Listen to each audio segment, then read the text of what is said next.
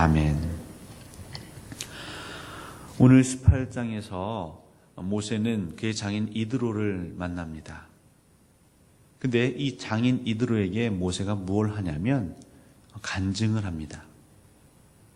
지금까지 하나님께서 자기 자신을 부르셨고 특별히 애굽 그 노예살이 하던 이스라엘 백성들을 출애굽하게 하시고 그 광야에서 그 험난한 길을 인도하셨던 것들을 구구절절 얘기합니다.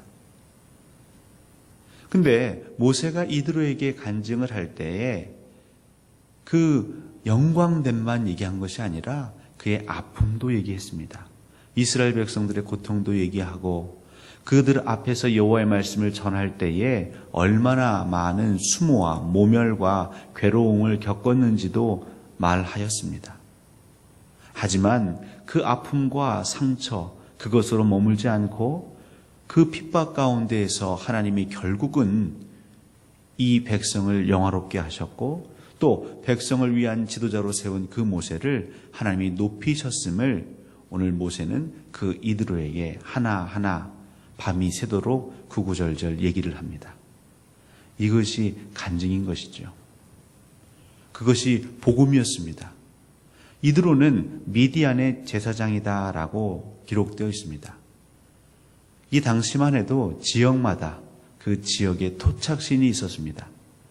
그래서 이 히브리 민족의 민족신은 토착신은 부족신은 야훼인 것이고 애굽의 신은 태양신을 비롯하여서 수많은 우상을 섬겼던 것이고 미디안 그 광야 땅에도 나름 자기들이 선조도부터 믿어왔던 그 토착신이 있었겠지요.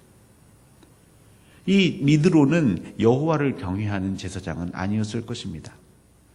하지만 그들 안에 어떤 사상이 있냐면 이 당시 사람만 해도 신은 참 많다.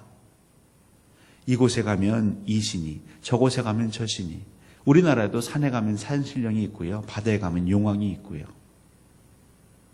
그래서 신의 존재를 그래도 인정할 줄 아는 기본 바탕은 있습니다. 그런데 모세 얘기를 쭉 듣다 보니까 이 미디안 제사장이었던 이드로가 얘기하기를 야훼야말로 참 신이시고 크신 하나님이시로구나.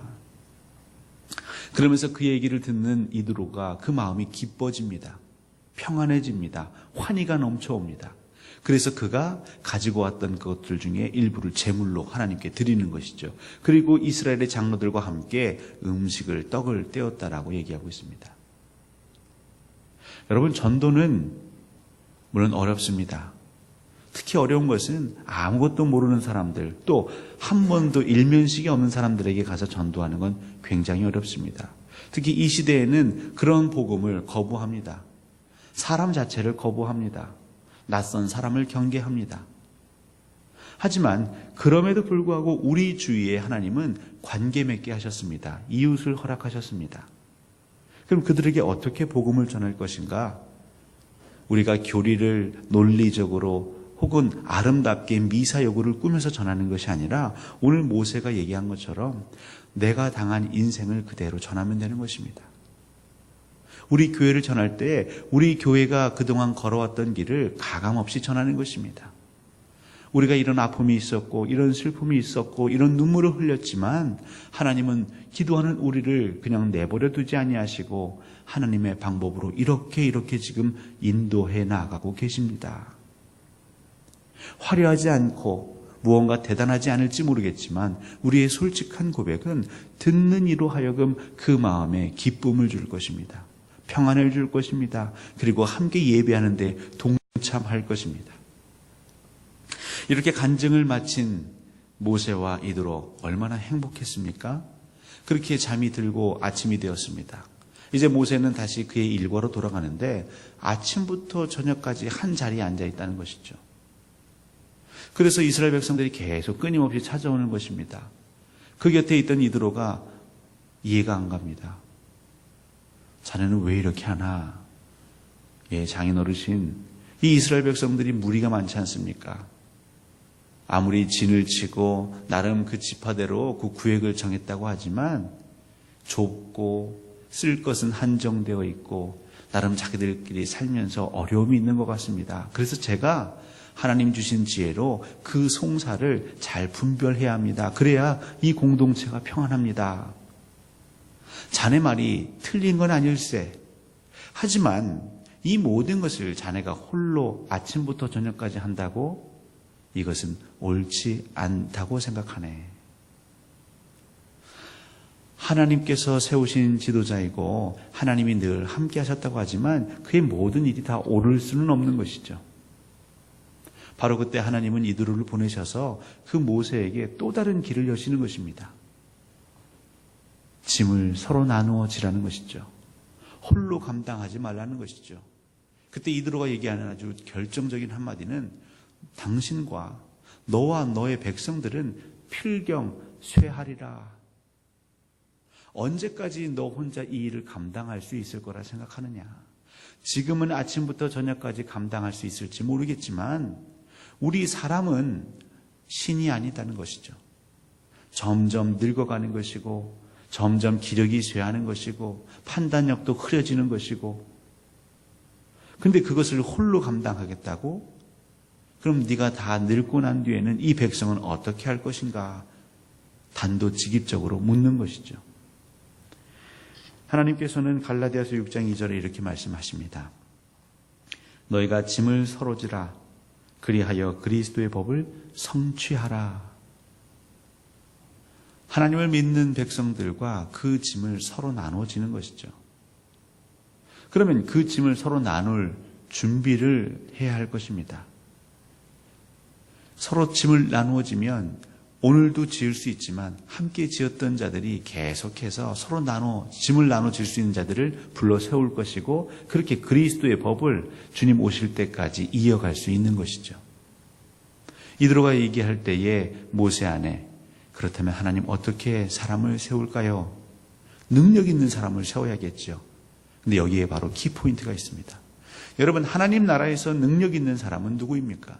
하나님의 나라의 그 일을 서로 나누어질 수 있는 능력 있는 사람은 누구입니까? 많이 배운 사람일까요? 세상에서 성공한 사람일까요? 물론 그들도 능력이 있습니다. 하지만 하나님 나라의 공동체의 짐을 서로 나누어지기 합당한 능력 있는 사람은 분명히 말씀하고 계십니다. 첫 번째는 하나님을 두려워하는 자입니다. 그 마음 가운데 중심 가운데 하나님이 없는 사람이 하나님의 일을 맡게 되면 그 공동체는 결국 하나님을 두려워하지 않게 되겠죠. 하나님을 두려워하지 않게 된다는 건 무엇입니까? 하나님의 말씀이 내 마음에 올 때는 듣지만 내 마음과 거리가 좀 멀어지면 하나님 말씀 듣지 않겠죠. 결국 그 공동체가 하나님의 말씀을 순종하지 않게 될 것입니다. 하나님 말씀을 따라가지 않게 될 것입니다. 그랬을 때는 하나님께서 그 공동체를 지키실 수가 없으신 것이죠.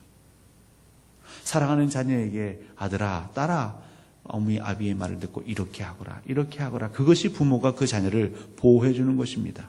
그 길을 안내해 주는 것입니다. 근데 그 자녀가 그 길을, 그 부모의 말을 듣지 않는다면 무슨 방법으로 그 아이를 매질하는 것도 한계가 있습니다. 장성한 아이는요, 부모가 어떻게 다스릴 수가 없습니다. 여호와를 경외하는 자, 두려워하는 자, 그리고 말하기를 진실한 자. 그 관계에 있어서, 사람과의 관계에 있어서 속임이 없는 자, 내가 약한 것을 포장하지 않는 자, 내가 실수한 것을 감추지 않는 자, 내가 약한 것은 약하다, 틀린 것은 틀렸다 말할 수 있는 용기 있는 자. 진실함은 용기가 없이는 불가능한 것이죠. 그리고 마지막은 불의한 이익을 미워하는 자입니다. 자기 욕심에 의해서 살아가지 않는 자. 왜냐하면 욕심이 많은 사람은 결국 어느 지위에 오를 때에 처음 마음을 이어갈 수 없을 것입니다. 그리고 내 것을 취하려고 하겠죠. 내 것을 취하려고 할 때는 꼭 어떤 일이 발생되냐면 다른 사람의 것을 빼앗아 오는 일들이 발생합니다. 이렇게 해서는 공동체를 잘 다스릴 수 없다는 것이죠. 오늘 이 출애굽기 18장은 굉장히 중요한 장입니다. 하나님의 공동체가 어떻게 하면 그 공동체성을 쭉 유지하며 이어갈 수 있는 그 비법을 설명해 주고 계십니다. 공동체에는 복음이 있어야 합니다. 공동체 안에는 간증이 있어야 합니다. 나의 힘든 인생 가운데 하나님이 어떻게 일하고 계시는지 우리는 나눠야 합니다. 성도 간에 나누고 믿지 않는 이웃 간에 나누고, 그래서 그들이 함께 예배할 수 있도록 하나님께 제물을 드리고 떡을 뗄 수 있는 그 예배를 우리는 늘 지향해야 합니다. 그런데 결국 사람들이 많이 모이다 보니까 다양한 일들이 벌어지겠죠.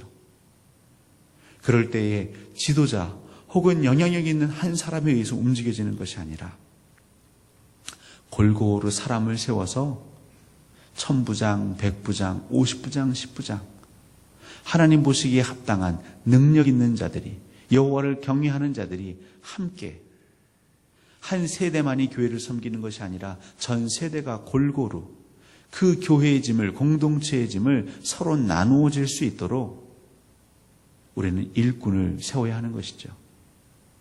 바로 이 과업이 오늘 우리 광주 동산교회에 주시는 과업입니다. 여러분, 이 새벽에 기도해 주십시오. 하나님, 우리 광주 동산교회 성도들이 살아왔던 그 인생, 그 험한 인생, 창피하다고 숨기는 것이 아니라 부끄러운 삶이라 할지라도 그것을 나누게 하옵소서. 근데 그 힘든 인생 가운데 우리 혼자 있는 것이 아니라 늘 동행하셨던 그 예수 그리스도를 드러내게 하옵소서.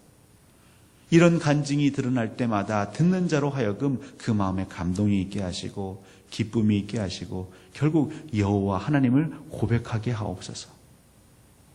그리고 이렇게 예배하는 공동체가 될 때에 이 공동체를 섬길 수 있는 하나님 능력 있는 사람들을 세워주십시오. 한 사람이 홀로 다 하는 것이 아니라, 목사가 홀로 다 감당하는 것이 아니라 수많은 동역자들이 일어나게 하옵소서. 하나님을 두려워하는 자, 진실한 자, 불의한 이익을 미워하는 자, 그들과 함께 정말 오래도록 이 아름다운 광주 동산교회를 하나님 저희들이 잘 가꾸어 가게 하옵소서. 하나님께서는 이 두 가지의 기도 제목으로 여러분들이 이 새벽 기도하기를 원하십니다. 기도하는 여러분의 기도를 들으시고 하나님께서는 우리 광주 동산교회 이토록 아름다운 일을 행하실 줄을 믿습니다.